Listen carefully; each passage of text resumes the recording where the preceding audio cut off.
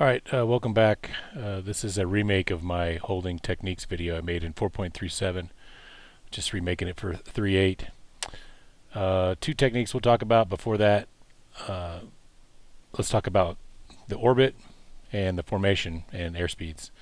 So typically our orbit, we want to be 10-mile legs, left-hand turns, and hot on our ingress heading, which would actually be this axis here to the next steer point. I'm holding over steer point 3. However, I'm just going to keep it easy and just hold on this axis into steer point 3. So it's roughly like a 112 course or so. Formation, I'm a 2-ship here. If I was a 4-ship, I would have 3 and 4 in a 1-mile trail, and the wingman will be in fighting wing.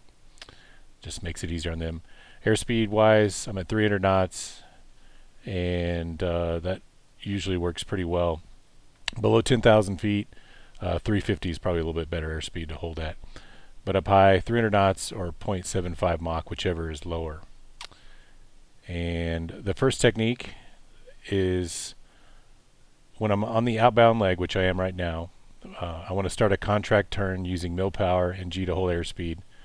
And I'm going to turn when the clock shows I'm 30 seconds early from my arrival time. So for this method to work, my holding speed must equal my en route speed, and I have to plan to be 180 degrees outbound, from the inbound course when 30 seconds early occurs. So I've just made up a random time here, 7:12, and I'm on the outbound leg.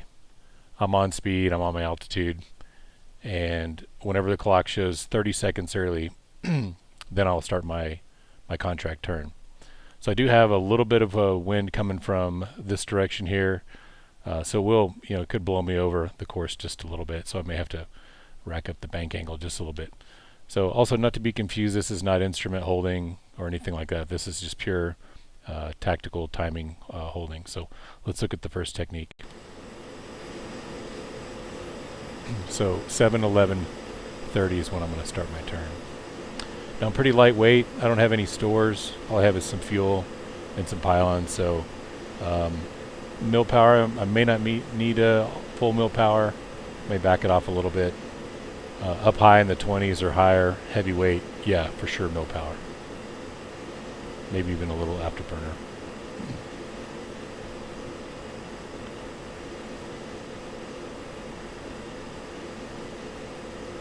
So all this also assumes no wind. So if there is strong winds, that is going to change things. You may have to adjust your orbit. All right, so 30 seconds early. Here we go. Left turn, about 60 degrees of bank or so. A couple of G's. I'm in mill power right now. I can see my carrot tracking up the airspeed scale. I'm a little bit fast, so I'll pull the power back off. Put it back in.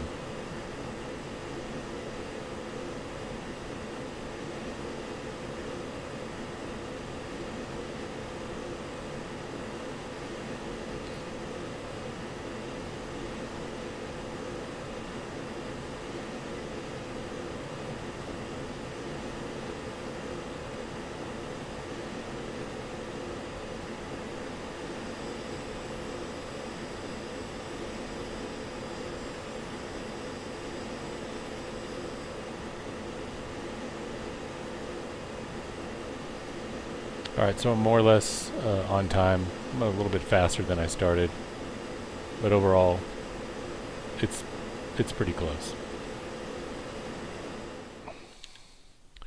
Okay, for technique 2, once again, I'm on the outbound leg, 180 degrees off from my inbound course. For this one, when my speed is 50 knots below my desired route speed, I'm going to turn in and accelerate.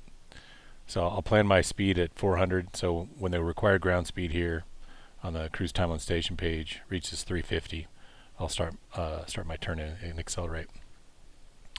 This method works a little better when you have longer legs, 50 miles or greater.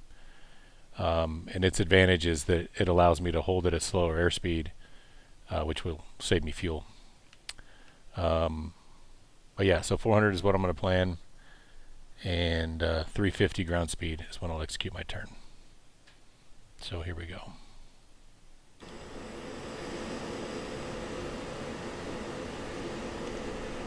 So I'm not quite at 15 miles, but it's pretty close. Should be close enough. Again, I've picked a time, 7:21, just to, let me just pause again, just to have myself on the downwind, and that way I can just demonstrate the technique. So when I'm in these orbits, 10-mile legs, I may have to cut an orbit short, so leave before I hit 10 miles in order to execute the technique that I'm wanting to use. Or maybe I need to fly longer, so maybe I need to extend to 15 miles or 13 miles or whatever before I turn in. So whatever I need to do to position myself on the downwind 180 degrees out is what I'm going to have to do while I'm orbiting. If I had to orbit here for 10 minutes or something, I may have to figure out, okay, how many patterns can I expect to fly? And of course you could time one of your patterns and just see how long it takes to fly out a standard pattern. You could also do the math ahead of time. Of course, that's with no wind, so the wind will change things a little bit, but you can get a ballpark idea of how long how many turns you're going to need to do. And then you could also adjust the leg lengths accordingly. We'll talk about that here in just a little bit. So let me unpause. Let's see if we can execute technique number 2. So approaching 350, we'll start the turn.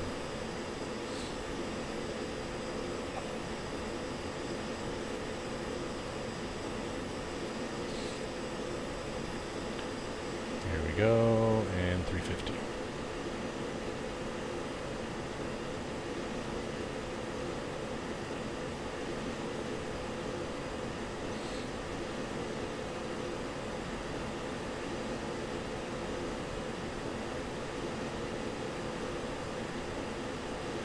You see the caret is increasing on the airspeed tape, but then also so is my airspeed.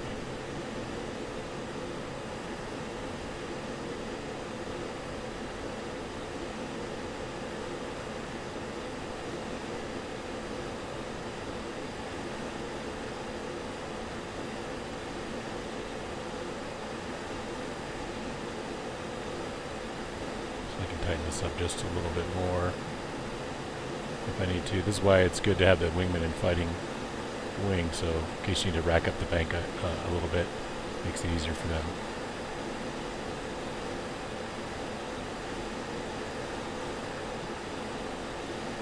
So I'm 5 seconds early, I can pull the power back, and I'm pretty close to 400 knots. It's not perfect. I do have a little bit of a tailwind.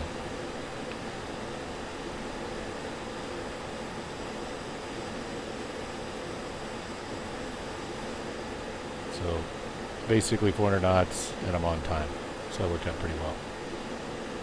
So that is technique 2. I would say most of the time I wind up using technique 1, but they both work pretty well. Just depends. Do I want to be fast at this point,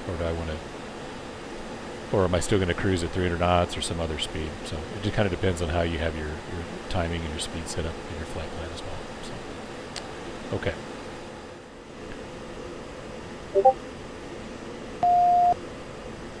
All right, so another technique. Let's say I want to hold for 5 minutes. I'm over this point here. I've already flipped my airspeed switch. My true airspeed was about 360 knots at 300 knots at this altitude. So if I use 1% of my true airspeed, which would be 3.6, that's how long it's going to take me to do a 360. So if I take 5 minus 3.6, I get 1.4. So that's an extra 1.4 minutes I have to fly. So I divide that by 2. 0.7 minute legs are what I need to fly. So about 42 seconds or so. So yeah, let's go ahead and give that a try real quick. All right. Hack. Start my turn. 30 degrees of bank. 300 knots.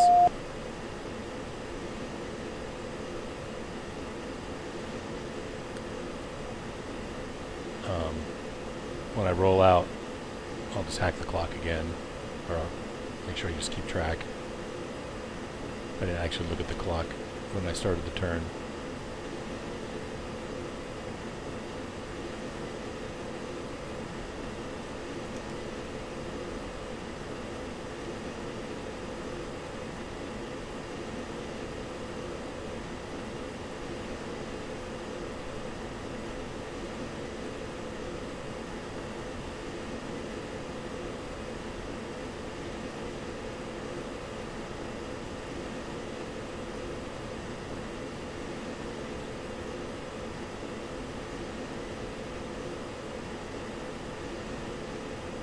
I could easily do this with the autopilot on as well. Just fly a heading, altitude hold, especially if I wanted to go heads down and do some other tasks.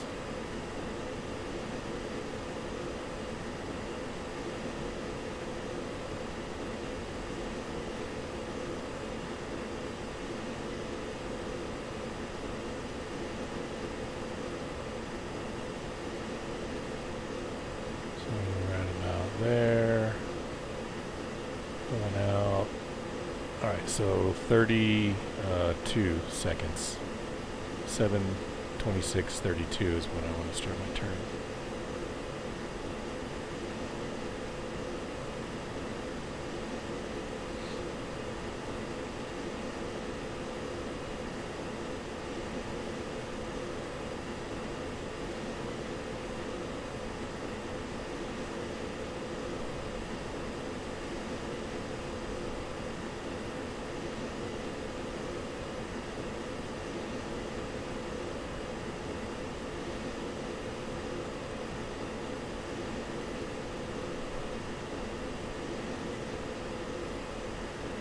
Alright, here we go. Back in the turn.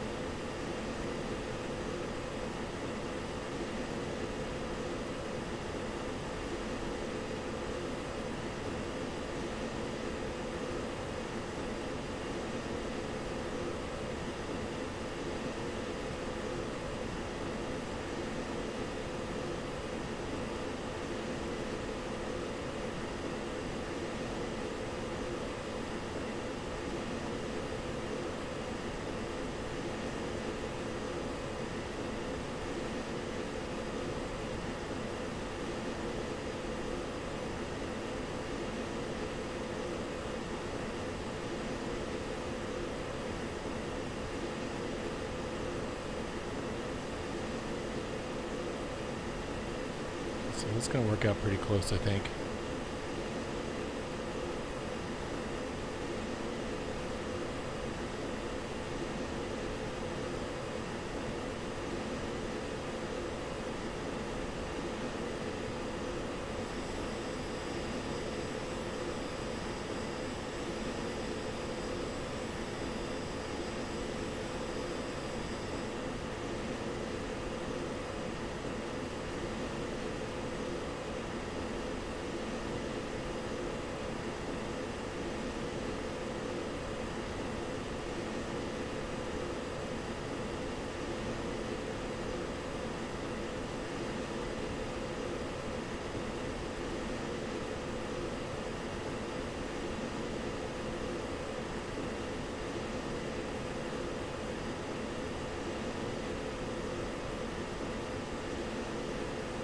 Yeah, I would say that worked out pretty well.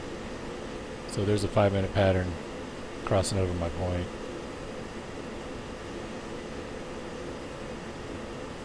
More or less right on it.